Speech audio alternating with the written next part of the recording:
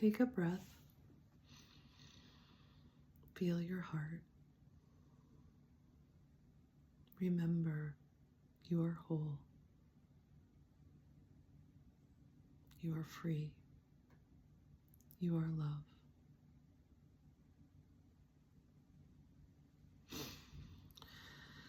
Today is Freedom Friday, and so I was inspired today to share my story of how I freed myself.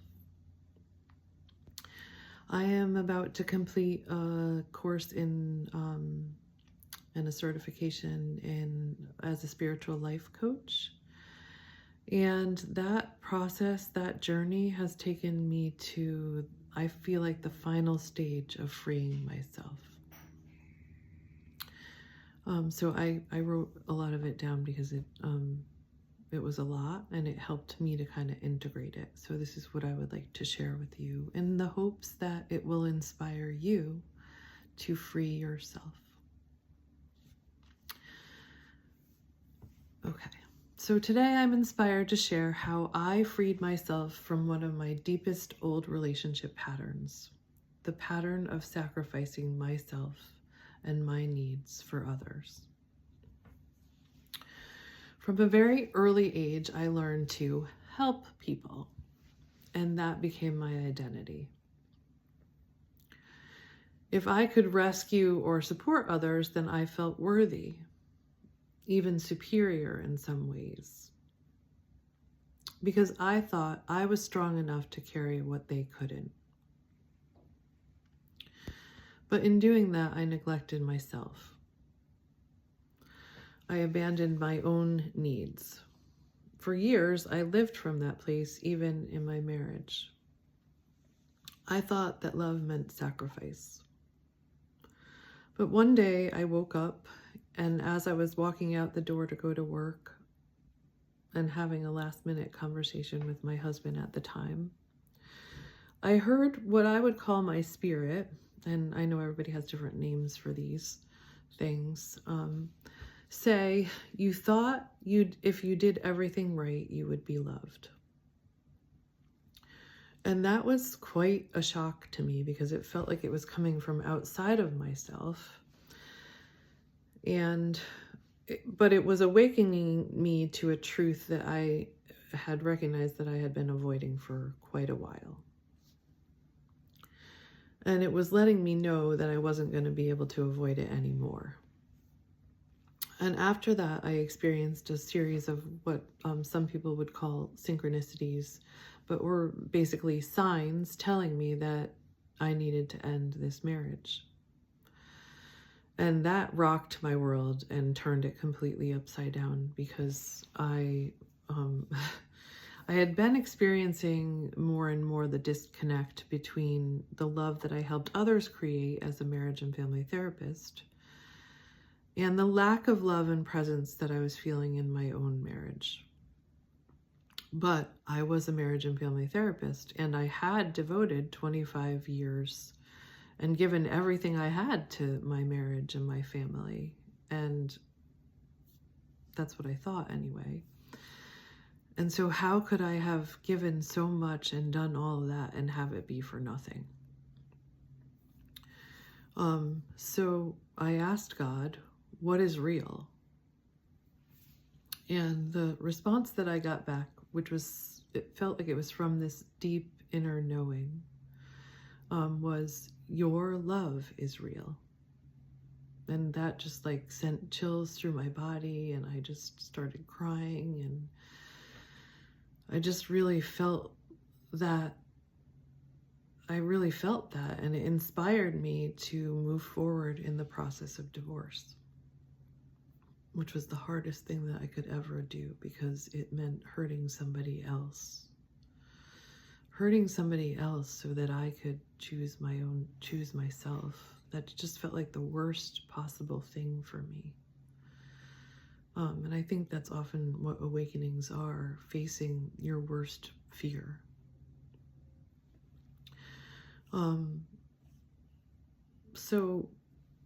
But I wasn't disappointed in following my spirit. which I would define my spirit as the deepest level of myself, and that it's not even a part, it's that which is connected to everything and part of all that is. It led me to finding a deeper, more fulfilling love connection and a whole new life that feels more aligned and more authentic to me and the deepest part of me, my spirit. So currently, I feel like I'm in this last stage of freeing myself. As I move from being a marriage and family therapist to a spiritual life coach. This process has layer by layer released me from my old role as being there for everyone else because they needed me, to realizing that the best way I can serve others is to really embody myself. In reality, I feel like I've evolved from being a therapist to a coach, and it has been a process. But I feel like I have to let go of the therapist now. And that's scary because it is pretty much my sole form of income at this point. But my spirit more and more is saying to me, this isn't serving you anymore, and it's not serving others either. So as I've tuned into my own needs and feelings and taken responsibility for providing and caring for myself, I've realized that I don't need anyone else to rescue or save me. And I can let go of that expectation and that feeling of entitlement. I realized my own wholeness. I had been seeing it in my clients, being in awe of their resources and abilities to know and heal themselves in these very creative and unique ways. It was the philosophy that I had come to and believed to be true, but what I didn't know deep down was that I didn't feel that way myself. I was still looking for it outside of myself. I was still waiting and hoping for my parents to love me and appreciate and care for me, and for my romantic partner to really see me, value me, be present for me, and desire me. I didn't realize that I needed to take back my own power and claim that for myself. So part of this journey was taking this spiritual life coaching course, through which I realized a lot of this. I had been doing that work.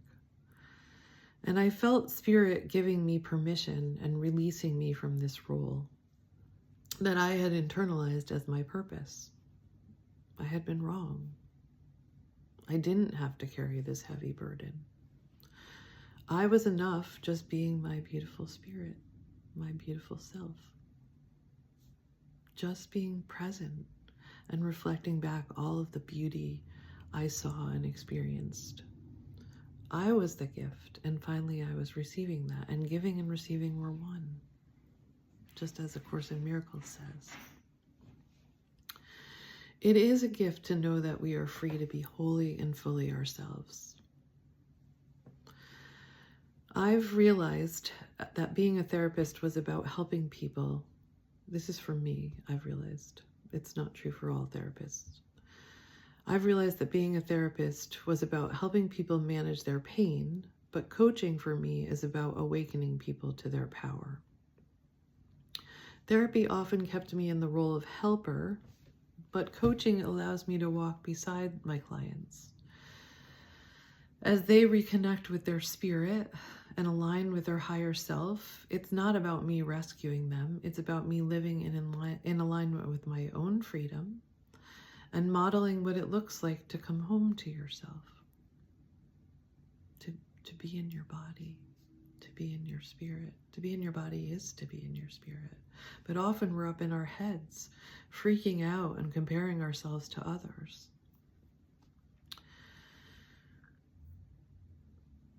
So in this journey of moving from therapist to coach, my focus moved from the past to the future. And from me doing all of the work to empowering my client to see their own resources and strengths and beauty. So as a therapist, much of my work was about understanding the past, healing wounds, and processing trauma. And I was doing all that work and then feeding it back to them. As a coach, my focus is on the present and future, helping my clients align with their higher self and create the life that they want and move toward freedom. And I'm moving from the role of helping to empowering. I was trained to help and be the one with the answers, the fixer. Sometimes that fed my old pattern of sacrificing myself and stepping into the rescuer mode. Now, as a coach, I guide instead of fix. I empower my clients to trust their own inner wisdom, knowing that they are the ones that they're the only ones that have that vision for themselves, and helping them develop it like a photograph as I reflect back all that I see and experience in them. I hold space for their sovereignty instead of carrying their burdens.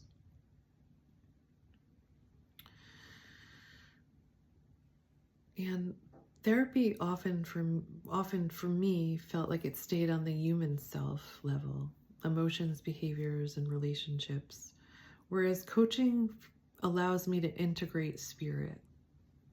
I can bring in intuition, energy, family systems, yoga, and soul work.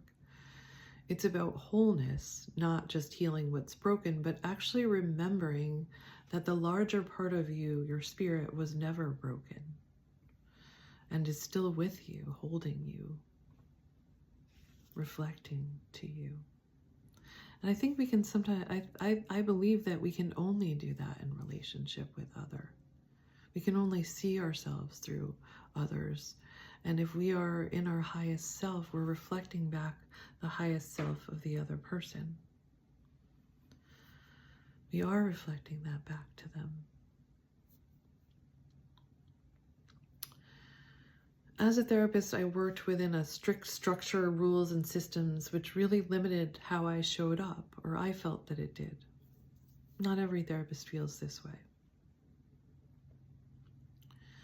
As a coach, I feel free to create, free to use my intuition, free to blend modalities, free to show up fully as myself, spiritually, emotionally, and creatively. By following my spirit's guidance, or spirit's guidance, may be channeled and focused through my ego lens and my life experience, I freed myself from that old role of rescuer, martyr, and I realized I wasn't better than anyone else because I could help them. In fact, I was avoiding the real work, coming home to myself, learning to love myself and meet my own needs first. So today, I want to remind you that freedom begins when you stop abandoning yourself. When you stop trying to be everything for everyone else. When you listen to spirit inside of you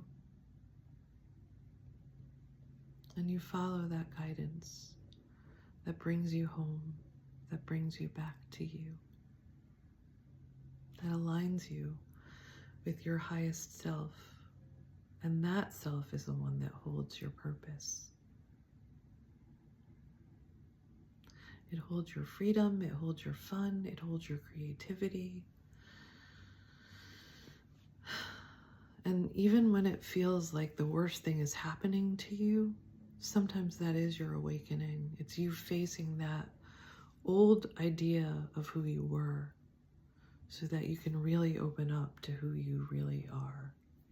And remember, you're more than just that little human holding everyone's burdens.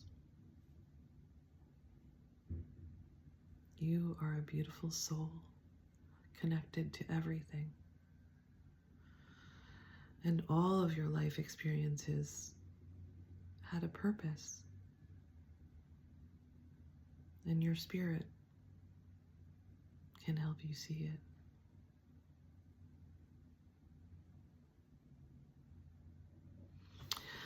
So, brave soul, I see you. I love you. You are free.